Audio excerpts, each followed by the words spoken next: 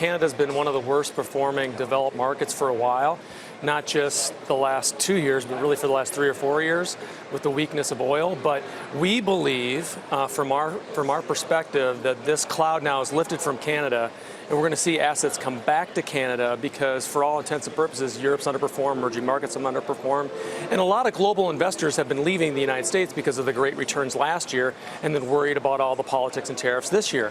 So we think assets are going to come back to North America, which will be a lift-off on a short-term basis with respect to Canadian equities. With respect to the U.S. equities, I think all this does is build additional credibility for President Trump and his negotiating style with respect to getting this deal done.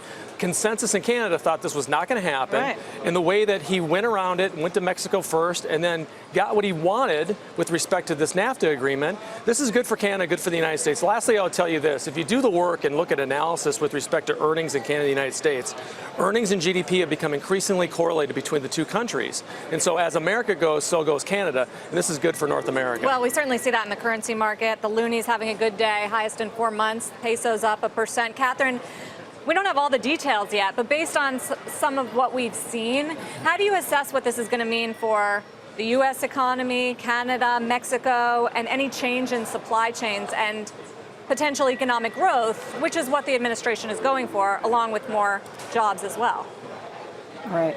So I'm a little bit less optimistic, in fact, than Philip, because what this does is it creates a managed trade in the auto industry throughout North America. Now, it's been managed before, but there are additional layers being put onto the wage rates, the voluntary export restraint element of it.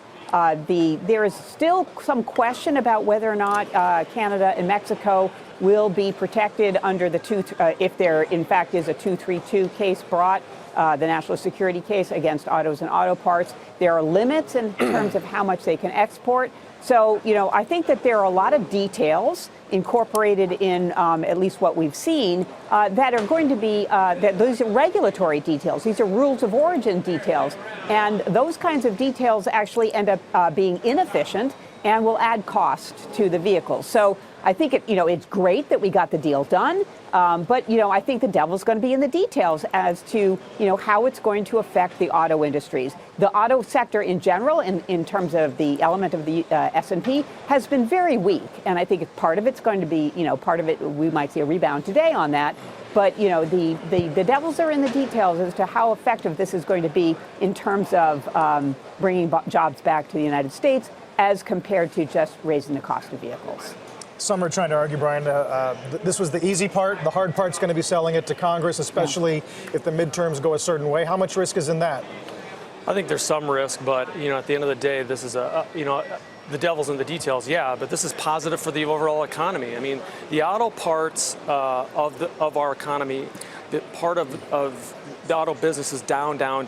We already knew that, okay? The auto stocks in Canada and the United States have rallied. It's already been priced into it. So the clear thing is that the output is higher than what was originally said. So that's going to be increasing volume, which means more jobs and more work. And oh, by the way, if these companies are starting to make more money, there are more taxes. So I think at the end of the day, this is a good deal. Now, again, the cloud and the shroud of all of this growth heading into the midterms, I think this builds credibility for the president's case and what the Republicans are doing. From a longer-term perspective, this is good news.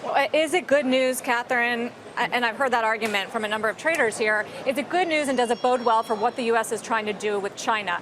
Because on one hand, it's very different than NAFTA. There's not an agreement already in place that needs some tweaks, even though the administration says there were significant changes. But what can we extrapolate as far as that tough, hardline approach is going, and whether this improves the odds that something gets done?